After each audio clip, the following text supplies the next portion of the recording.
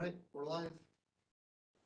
Good evening. Welcome to the City of River Falls Utility Advisory Board meeting for November 15th, 2021. Begin with a roll call. Morissette, Here. Richter, Here. Spafford. Here. Toom, Here. Wells Mangold, West Patel. Here. Thank you. All right, we're looking for approval of the minutes from the October 18th meeting. Get a motion.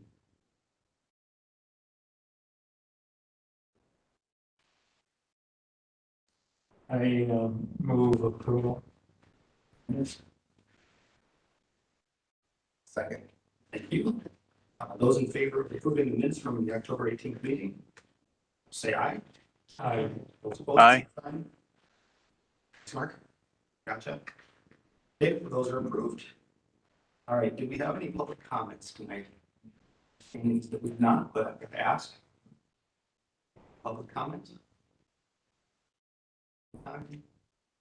Moving on to the consent agenda. Acknowledge the minutes from the West Central Wisconsin Biosolids Facility Commission. And I get a motion to approve. I get a motion, sorry. Second. You. Those in favor of approving the consent agenda minutes, vote saying aye. Aye. Those opposed, same sign.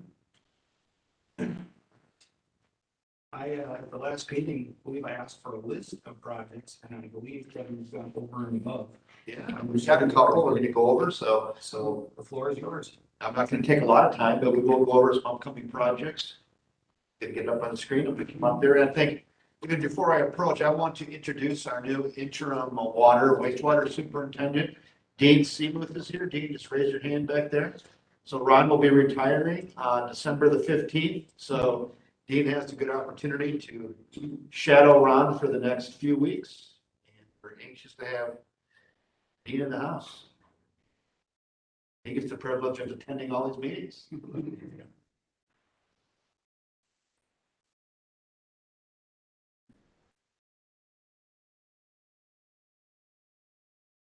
So yes, last month, there was a question asked about what's coming up, and so I put together a few slides, and I don't know if we're gonna meet one of the city council's records of like an 8-minute meeting, but we're gonna try to keep this halfway reasonable and short tonight. So go through a few slides and talk about some of our, what I'm gonna call infrastructure projects coming up for utilities that we're spending our money. So this one here, you folks are very familiar with.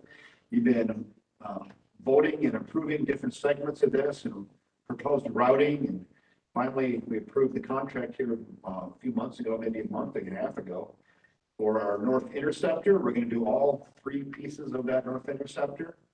I think tree cutting and tree grubbing, I think is what they call it, will be happening in that top purple section starting sometime, I think, later in November. There's about a 2.5 to 3 month window to cut trees, stay within the DNR regulations, to avoid owl nesting and eagle nesting and some other things. So this is our month to do the tree trimming. And then next year, we'll begin putting in that North Interceptor sewer line and then removing that lift station there by the bridge at the top right piece of that. So put a price tag on that. It's about $3.2 million. And we'll be doing some bonding for that. So pretty hefty price tag. Oh yeah, we're going to be putting in another water tower. So SDH is our consultant for this project. Just hearing today from our city engineer, Krista Riley, who's going to also be leaving us soon for a new job. She said she's hoping by late February, we'd be ready to go up to bid on the North Water Tower. That construction will begin next year. That's Minnesota Rubber, that one kind of up at about 2 o'clock from the yellow dot. So it's in the Whitetail Corporate Park up there on the top of the hill.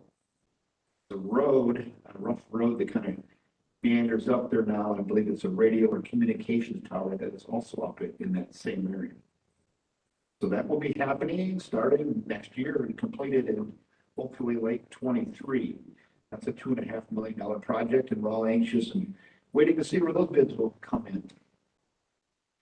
And And at the heels of completing that water tower, the pressures we're trying to get out of there to feed the Sterling Ponds Corporate Park are going to require us to finish some water and looping. And then in the meantime, as long as we're there, we're going to do the sewer looping as well. So there's two blue lines I have in there kind of indicate roughly where the water and sewer is going to go. There's already casings under the interstate, which we'll be putting some equipment in there as well. So that'll get the pressures to Sterling Ponds Corporate Park, and also set us up to start heading down Radio Road with water when we start heading towards Maine. It's another $3 million between water and sewer for that project. I think that there will also be a bike trail that's finished on top of water sewer when that, so there'll be a bike pedestrian trail that'll head all the way then out. You'll be able to get all the way from Sterling Ponds down to the town. Here's one we snuck in on you, Troy Street water rerouting. So there was a project in this rectangle on the right side of the project. The company wanted to expand a couple of years ago, and Mr. Simpson was working with them. One hindrance was this stair-step water line that was going through the property. So we agreed in coordination with them. I think they paid a little bit of the freight here as well. We're relocating our water line there, and we also did some relocation of electric there too, and that's $210,000, and that's going to be done fairly soon. That will allow for the expansion of that building. Electric looping. We're going to keep electric in the game. Mr. Wayne's there with his ears. So he's always busy, but the lower red hash market class interstate, that project is done. And we're creating some redundancy into Sterling Ponds neighborhood and Sterling Ponds Corporate Park.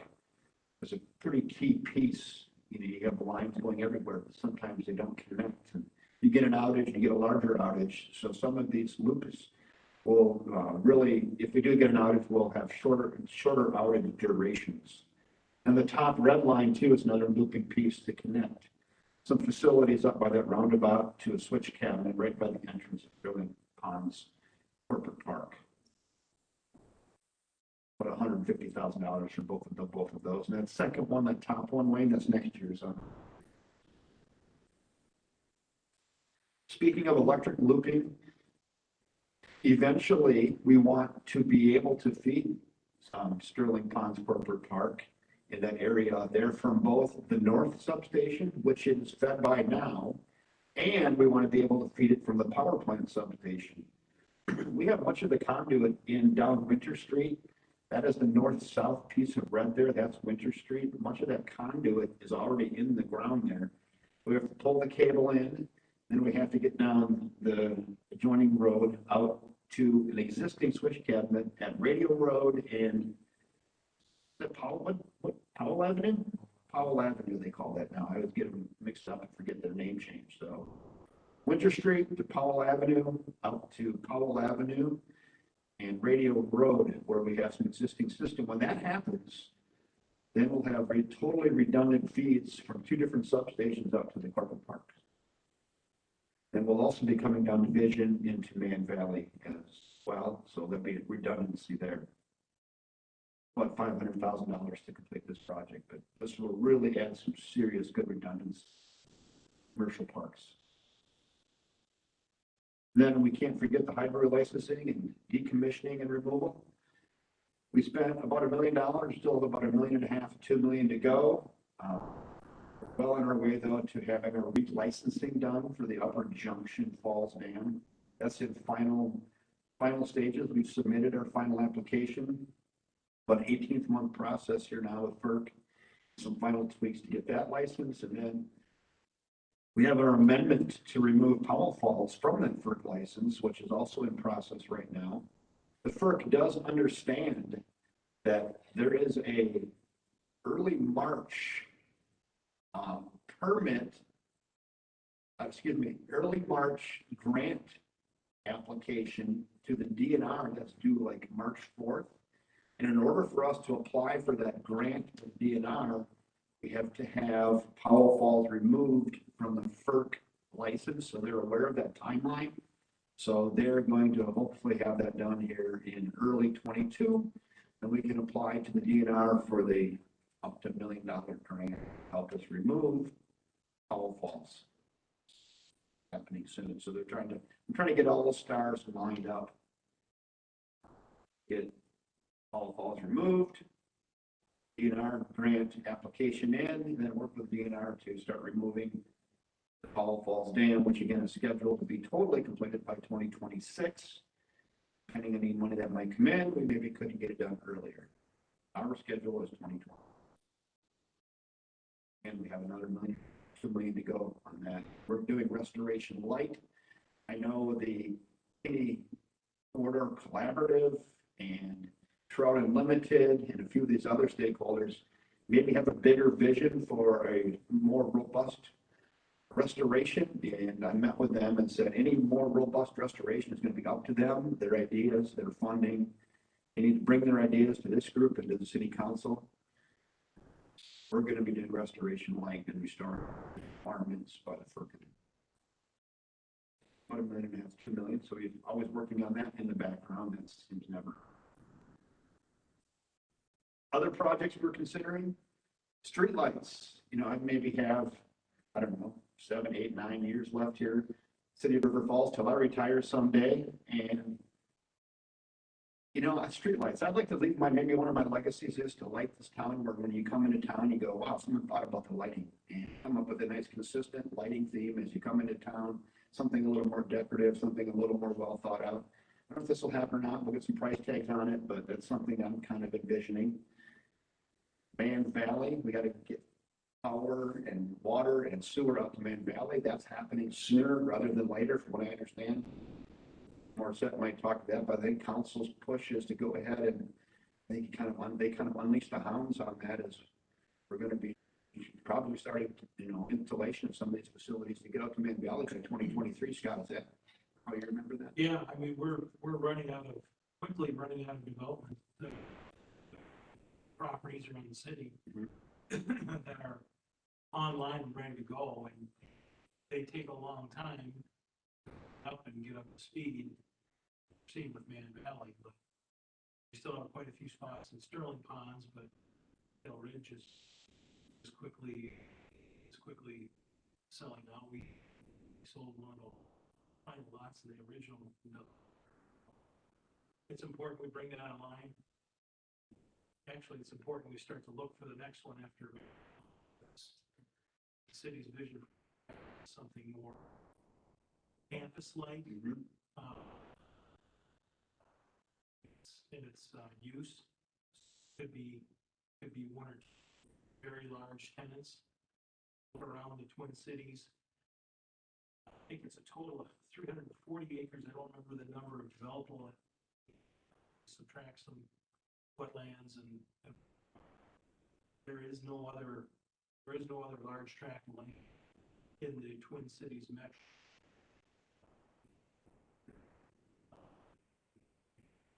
It's important that it's coming.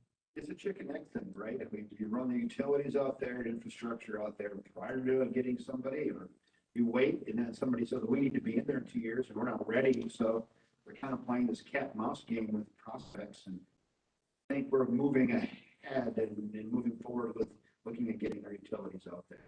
And to that point, I confidentially can't talk about them. We've lost projects that have wanted to come to River Falls and to that site. And we will either weren't ready or they weren't the vision that the city had for that combination thereof. Something we want as the city, it wasn't. So if you build it, they will come. It has to be a little bit of the risk that you take it. I think our vision is pretty well measured. For what, 600-700 acres space. Correct. And it's a little bit of a risk. And then so just for context, how much money does it cost the structure out there? I'm going to give myself a little bit of a bumper here, but it's like $15 to $20 million to talk about. engineering, roads, water, sewer. And it's a pretty substantial investment. Mr. Simpson and the city council have pinned it out that that investment will pay off if we fill up the site, which we certainly feel pretty confident. And that's the other thing is that the financing mechanism that we use is typically TID financing, tax increment district finance.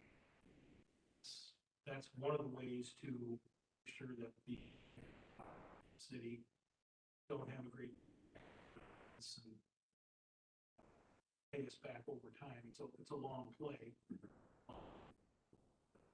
So far it's worked. Stay tuned on that, but we're moving ahead towards Van Valley. Overhead to underground conversion, this is, I want to do a cost benefit analysis.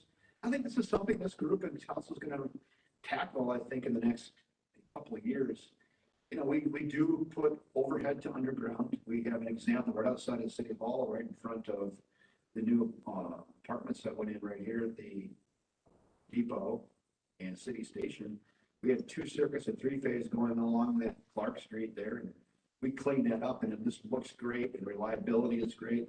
So we're doing these things. We like it, but as our overhead infrastructure ages, we want to replace with overhead and we want to spend a little more and go underground. So we need to figure out how much more it costs to go underground than to replace overhead. And then look at the other benefits that come with it. Reliability, aesthetics, accessibility for lanes crews, eliminate storms. So we're going to do a full analysis of the cost of that. And if it's something the city wants to invest in, it would be an investment, right? I mean, would it be worth to raise rates by 1/4 cent for 30 years to pay for underground our entire system? And we'll have to ask that question. The answer might be no. Keep it overhead, or maybe we'll say, yeah, we want to bite that off and have a 15, 20, 30-year plan to underground. So I would like to do a cost benefit analysis to have us start thinking about what we want the future of the city to look like.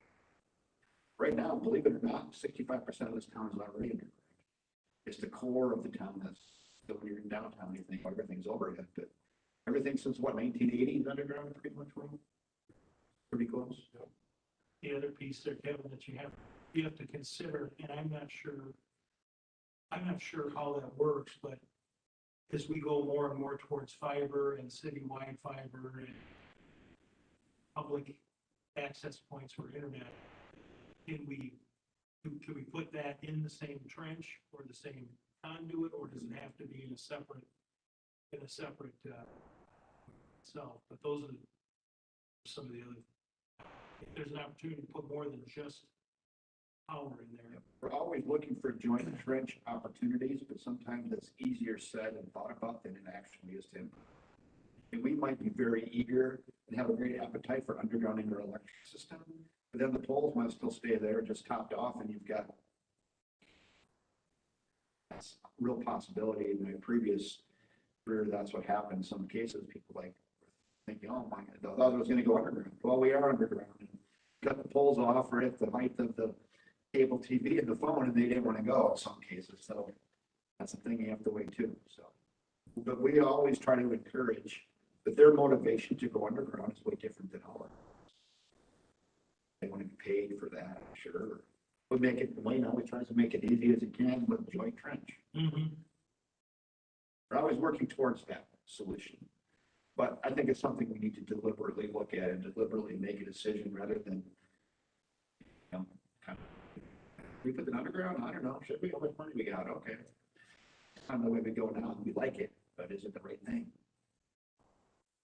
West Central Wisconsin Biosolids, you talk about big legacy decisions. That's something this group is going to have a big hand in coming up here in the next few months. I think in early 22, they're going to have to make a decision on West Central, whether or not we're going to stay with West Central. We're going to do our own thing. So I gave you a report, I think was it last month and the month before, when we talked about a $3.5 million difference. Ron was just looking at some electric drivers here with our consultants this past week. We think there might even be more of a differential. Electric drivers seem to be a little more affordable. And then you have to ask yourself, do we want to buy power from our utility versus a gas dryer, which we've been buying from somebody else? So different pieces of that equation. There's an annual meeting at West Central this Thursday, which I'll be attending. hoping that their new consultant has new numbers for their facility, which will really help us start filling in the hole.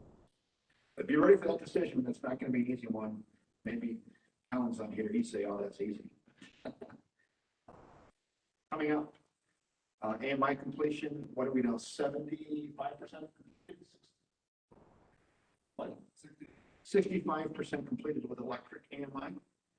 Well over 50%, and water, we're still trying to get going with that. So we had the COVID interruptions. It's just different with water, getting into people's houses and scheduling that, but we're getting rolling, and water's going to take us 5 to 7 years. But we could be done with electric by the end of next year, potentially. So AMI electric. And then new construction, I know Wayne and Ron and Dean are probably back to going, you guys haven't scratched the surface on what we're doing with new construction.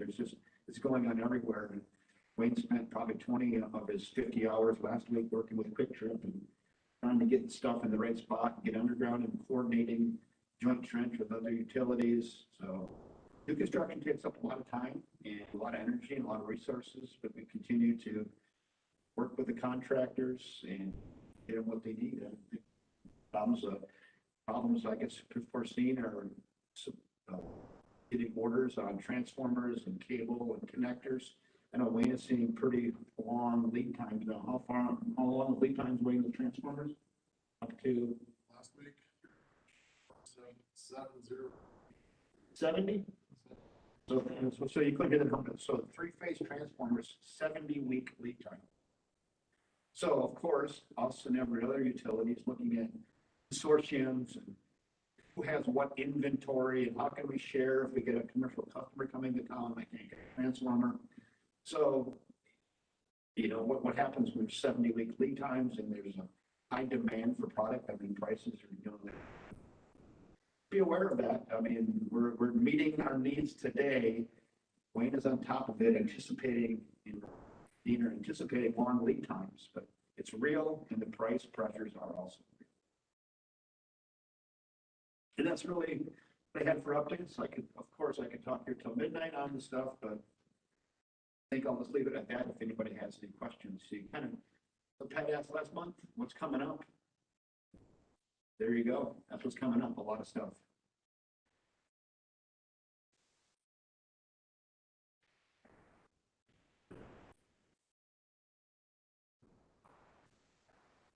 Yeah, go ahead. Ask a little question. Biosolids facility. Yes. Okay. One of them I had was to go to L. Probably a financial decision, but was there any other factors with problems we are having? We can get it cheaper if we possibly can help these other problems besides just. There's other risks involved. Some of the risks are trucking. What if we can't get trucks? What if the trucking company says we're not delivering? What if their trucks break down? Those type of things that aren't really problems, but they could be potential bottlenecks. The other aspect, I think, the other big decision point for the policymakers, you and council, is, the people that are also involved in West Central Biosolids, Hudson, Richmond, other small utilities and communities around us, they're our friends, they're our business partners, they're our neighbors. So do you want to, and if we leave, their costs are going up and there's going to be more financial pressure on them. I think there's some political will question, and maybe not as much as I'm kind of portraying here, but are we okay stepping out of West Central for about 20% of their loads and leaving it to the people that have been our partners over the years? That's the political portion of it, the political will portion then. Are we just going to look out for ourselves, or are we just going to stay with them, even if it costs more, because these are our friends and neighbors? That's part of the equation. I think maybe I'm overplaying it, but plays into it. I think my question is, if there was other problems and we went to West Central, was there other problems like not getting the application sites, or was there other problems that said, okay, we can get it cheaper over there, plus we solve these problems, and we can get back to those problems that occur? That's my question. Oh, yeah. I don't really think there's a problem per se. Do you want to talk to that, Ron, a little bit about the types of processes and potential problems? think about those decisions, Mike? Ron? So I think you're asking then, way back in the nineties when this decision was made, why did they make the decision? Why did they decide to do it by themselves? Right. For different communities, I think the reason was different. Hudson, I think, was in a position where they were running out of places to spread. They had to go farther and farther to do it. I think what the driver was for River Falls and most of the other communities was, when the DNR said no more winter land spreading. So you're gonna have to store these solids for 6 months and then land spread them in the spring, once the ground isn't frozen. I think everybody looked at that and they said, well, if we're gonna do something, maybe now is the time to do it. It was an unknown. I mean, a lot of communities went ahead, did their own thing, put in storage, and then land applied in the summer. I think it's the decision, there was enough communities that came together around here that said, well, we're gonna make a change here, we have to do something, let's look at going together. And I think it probably initially, dollar wise, it probably would have been cheaper to do, to keep doing what they were doing. But I think they were looking into the future and, and the unknown of the land spreading and the storage and what that was gonna entail. So, that answered your question? Yeah. Sorry, Mark, that I misunderstood. We have to pay like. Yeah, you wonder, in this thing, I wonder if they'd go back and read, I mean, if they do it the same way, what do you think, Ron? I think they would, knowing what we know today. I don't know, in our last meeting, we were kind of discussing some things and, some of the guys have been around longer than me. Some of the original, commissioners are still on the board. Gentleman from, Ellsworth that was involved in initial decisions, and he said it was actually, for Ellsworth, it was 12% more to go to biosolids than it was to stay doing their own thing. And the Ellsworth plant, the way it ended up, the biosolids and the Ellsworth wastewater plant are sure a common board, they're right next to each other. Do you think regulatory uncertainty played a role in having a consortium? I think it was. I think it was an unknown, that was a big part of it for a lot of communities. Big unknown, like I said, about the winter land spreading. What was that gonna entail? And, what are we gonna do? We're gonna put in a great big tank and store it all winter, haul it out in the spring, so, all that stuff everybody, like I said, had maybe some of their own reasons, Hudson, because of the land spreading issue. But other communities like a Baldwin or something, they have all kinds of farmland. So I think it was just, that's for different communities, it was a variety of things and it came together. I think it took 2 or 3 years of discussions before they decided to go ahead with it, so it took quite a while. Made the best decision with the information they had at the time. I believe so, That's what we're trying to do again. So if we take it over, will we have a problem with winter land applications or? No, we wouldn't be spreading in the winter, so we would actually store this product. You wouldn't land spread on frozen ground, but we'd have way less volume than they did back in the late nineties. In the late nineties, they were storing solids at basically what were taken out of our waste sludge, about 1.5%, maybe 2% at the most. So they had lots and lots of gallons. We're talking about storing at 90%. So 90% dry. So How basically- much a week? In this context, how much is that a week? What kind of pile size is that a week? like we talked before, it's probably you're looking maybe a dump truck a week. So, of course, your 50 dump truck load, something like that.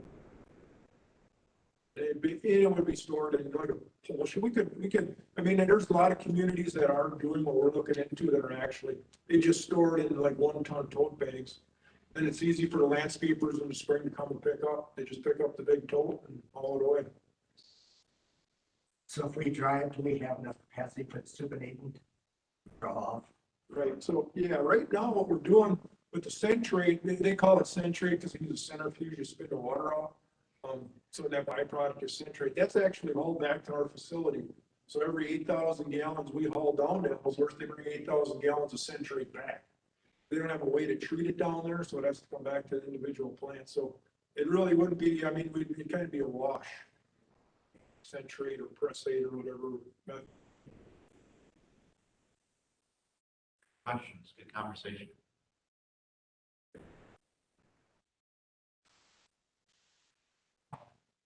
Pause before moving on. Questions from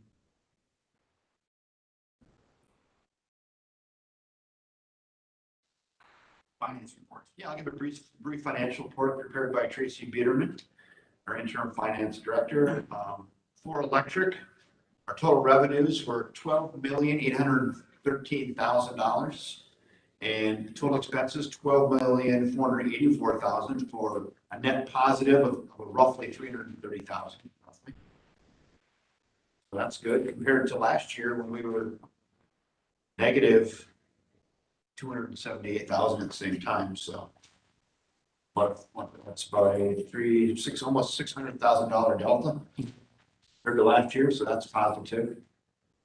Water, revenues, a little over $2 million, expenses, $2 million, expenses, 1.6 million. We're roughly $400,000 in the positive for water. And let me see. Sewer, wastewater, revenues, $3,089,000. Expenses, $2,314,000. We're on the plus side of $775,000 for wastewater. And as you saw by my presentation, we've got plenty of places to spend that coming up. So that's all on purpose. Stormwater, a little bit negative, down about $45,000 this year for stormwater due to some projects, unforeseen projects, including one up near Gulfview that we're doing some backyard for some stormwater, some trenching, and I don't even know what you call that water movement in backyards. So that's the financial report. It's a good report. All the utilities are in the plus this year. We haven't had any huge unexpected knock on wood expenses to date. Yeah. So that's what I have for the finance report. What do you need to say about the dashboards? I have a lot more than we have here. New customer service representative up front, Lisa Benedict is here. She's joined us, so get up front and meet Lisa. She's just jumped right in. Of course, I already mentioned Dean taking over, so it was good for him to get that promotion. Other than that, I don't have a lot of things. We did have a couple sewer backups yesterday that we're working on with customers. Church Street and Bartosh. We did discover this year, we've had overly aggressive root infiltration. And we're just thinking, I think why, maybe because it was a dry year and roots are trying to seek water. So we just had one right outside the building here last week that we fixed. We saw the problem, I don't know, a while ago. And the roots were very aggressive and some cracked old a sleeve that was in there. And finally, Ron and his folks got out last week and replaced that section of sewer pipe too. So, but yeah, what Ron's finding is through his cleaning and televising, roots have been very, very aggressive this year. Unusually aggressive in some of the pipes that we just cleaned not that long ago. This one here we cleaned last year, Ryan?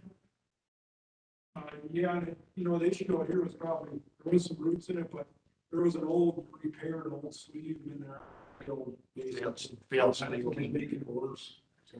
But the root thing is accurate? Oh, yeah, definitely. I think we're seeing that. I mean, it hasn't just kind of exploded. When that's some source of moisture, they're gonna look for it, they're gonna find it. So there's a way in. So I need to remind folks too, with our new vac truck, and we have a camera on there, root cleaning. So we're trying to do a quarter of the city every year to televise and clean and televise our sewer system. And we're almost up to that. It's lagging a little bit, but we're having that our own equipment that really allows us to actively get out and clean and televise our system, rate the system, and then get it lined where it needs it pretty quickly. Love that. Question, the Bartosh in the church, is that clay pipe or is that PVC? I think it was clay, wasn't it? It was clay pipe. Clay pipe. Do we expect, with the project going on in the McEwen block, is there any opportunity for us to, I mean, it's across the street, I don't think there is, but there's probably gonna be some more disruption. I would imagine we're gonna have to hook into something around that area. is there any opportunity there to, has that been an area of town that we've been televising and? Yes, there've been other areas over there, Scott, that we have, lined, Mhm. and this one, it wasn't rated that low. And then Ron's like, I rate all clay pipes low, so I'm not sure how many.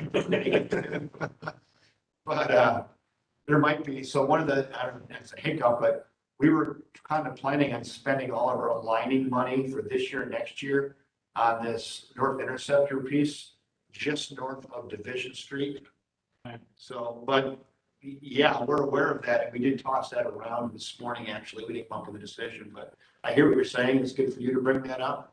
I mean, it seems to me that we're going to disturb kind of closer to the site where the project is going on. We're going to disturb land, and that connection is going to be in soils that have to be recompacted, and that brings the opportunity for, I would assume, that, breakage or something, or I don't know how far that sleeve can reach in. I don't know. I don't Right. pretend to know. Right. Well, we would line it, so that's what we do. So Dean, that's gonna be on your list for next year to think about as we're spending money on lining, to go, hey, is there a couple other areas we could do? I would put that on the potential area. It's like, almost like you were in the meeting this morning, because we were having the same conversation, so. Yeah, I mean, that Sycamore Street behind on the east side of that project, I believe, is the last unimproved street we have in the city. If you've ever been back there, it's gravel today. That project is gonna get us, curb gutter else, but I would imagine at that opportunity, whatever's in the ground, it's. Especially after this, we'll be looking at that area a little more closely. Okay, good. That's all I have. See, Patrick, could I, go ahead. I'm sorry, did I interrupt somebody? No, go Tim? ahead. Oh, Patrick, are you okay if I ask a question about the decommissioning of the hydro? I believe that falls, well, yes, go ahead. So it might be directed more to Kevin, that, when do if funds do not come in to decommission and remove the dam, when will our ratepayers be starting to be charged for this? I mean, one could argue today that all of our expenses related to the dams and hydro are ratepayer expenses. I mean, that's blended into our operating revenue minus those are expenses. So they're expenses directly against the utility that we're spending money. So one could argue that these are all impacting overall revenues, which impact rates in the long run. So one could argue. Okay. I mean, we've kind of budgeted for it in our capital improvement planning and budgeting planning, but yeah, it's taking money off of our bottom line. So if the promised money does come in, where will that end up? That just end up in the general fund then? It'll give revenue back to the utility. But I think the two utilities that would be the most impacted, and correct me if I'm wrong, would be water and electric. Both of which are PSC regulated, so it's not like we can just say, oh, you're gonna get another increase in these two. These have to go through a PSC case study, which, having just gone through water, was what, 18 months? Yeah, and we know electric, we just did electric, that was electric, the latest one, so water was before Yeah. that, yeah. So that's not an easy, No. or something that we take lightly, I would think.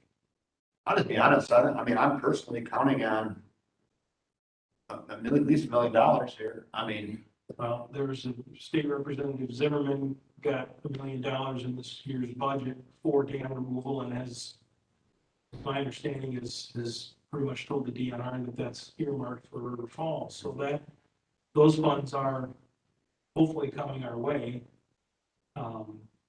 And got the shortfall there then.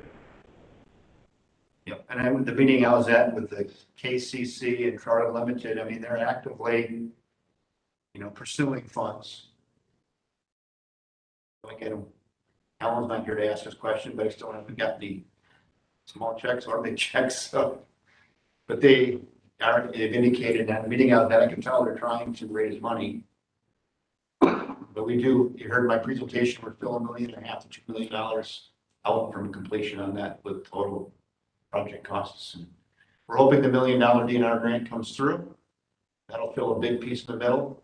It doesn't replace the $1 million we've already spent, or the additional $500,000 or so beyond that. So those are things to be concerned about. And Mark, you're asking good questions. Thank you, It's Kevin. Ratepayer expenses.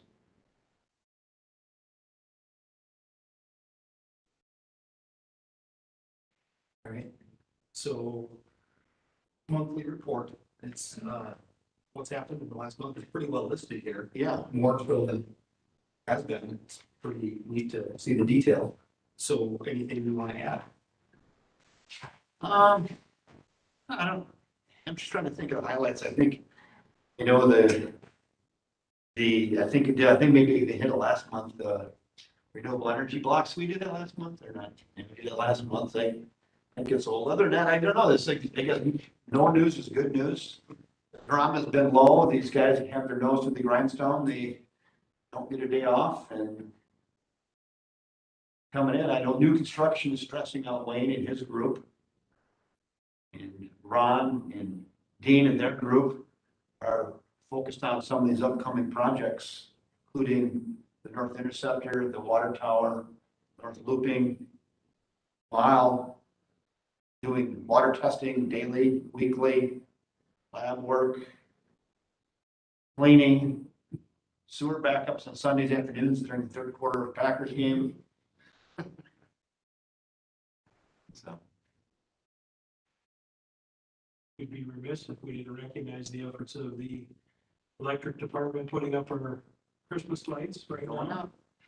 Something that I get a lot of feedback about, and very positive, and people very much like that. And I drove through downtown this afternoon in my lunch hour. I saw several of the city workers going on the tree about 45 times.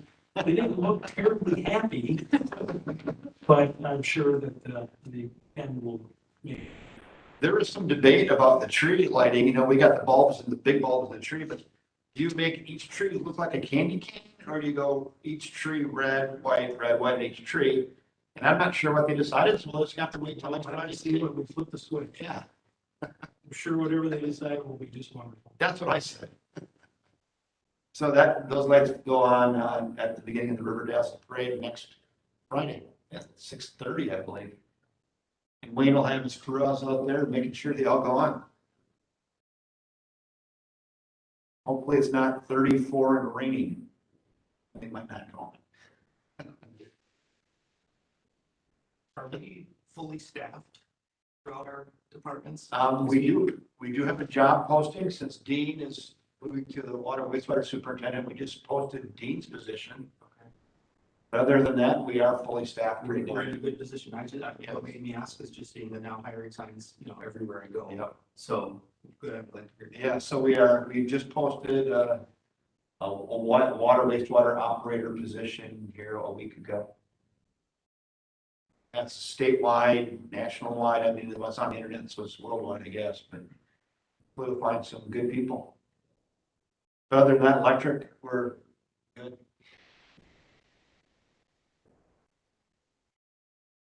Not only finding people, but then keeping good people too.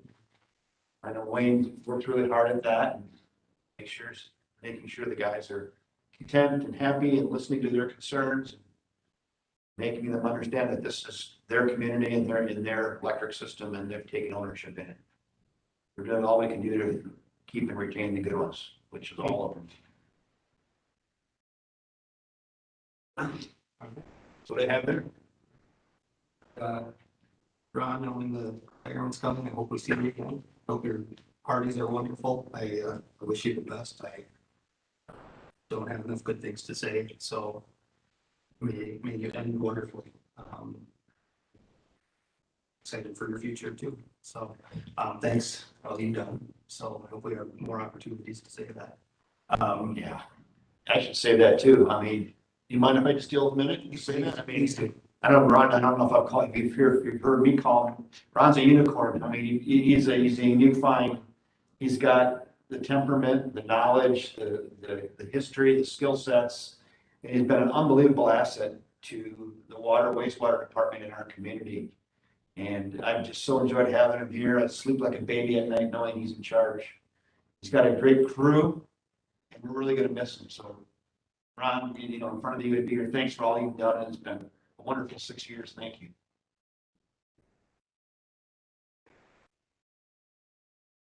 I guess we can look and, All right, very get good. a motion to adjourn. Make a motion that we adjourn. Second. Motion's been made. Call it.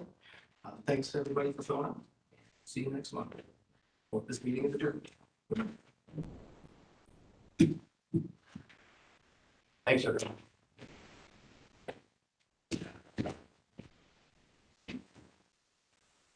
Thank you.